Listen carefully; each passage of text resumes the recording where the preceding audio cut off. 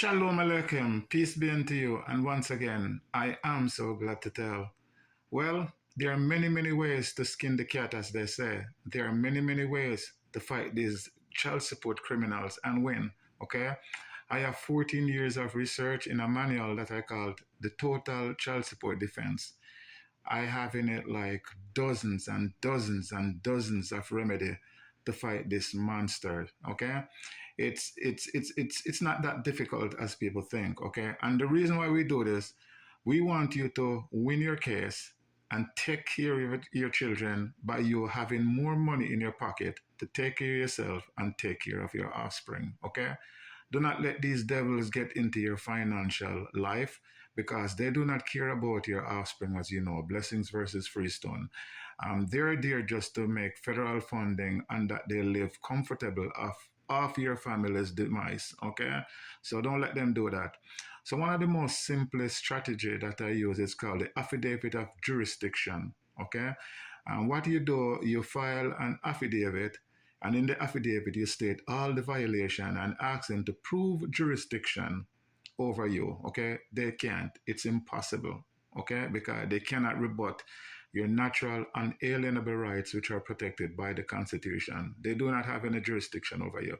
Number one, as you know, it's not a court. Okay, 42 U.S.C. 654 Section 3 calls for a single and separate organizational unit. So it's single and separate from the legislative branch and also from the court. It's not a court. Okay, and make sure in your documents you state that you're making a special appearance on the record. Okay, and there are case ruling that allow you to do this. One of them I remember offhand is State versus Rodriguez, where you could test the jurisdiction of the tribunal. Okay. Now, once you do your affidavit, you give them like 15 to 20 days to respond. Okay. They're not going to respond. Okay, to it, and they have to respond to it and rebut it step by step. Meaning everything that you ask them in it, they must rebut it. They won't because they can't. Okay, they cannot. As a matter of fact, they cannot rebut it by law. Let's put it that way.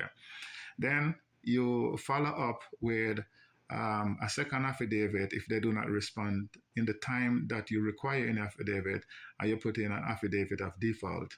Then you give them like maybe another 10 or 15 days. If they still don't respond, then you put in an affidavit of final default judgment. Okay? Now what happened? It's all over. If they try to come at you with any enforcement after that in the future, you have your documents to prove that you have won the controversy by challenging jurisdiction, which they acquiesce to, meaning they agree that whatever you say in your affidavit is true, and then you win. Okay? And when you challenge jurisdiction, they can't just say, we have it. There are case laws that say once jurisdiction is challenged, it must be decided, meaning they have to have a hearing or put it on the record and show how they have jurisdiction. They can't just say we have it like what they say. They have to prove it on the record that it exists, okay? Which it's impossible, it doesn't exist.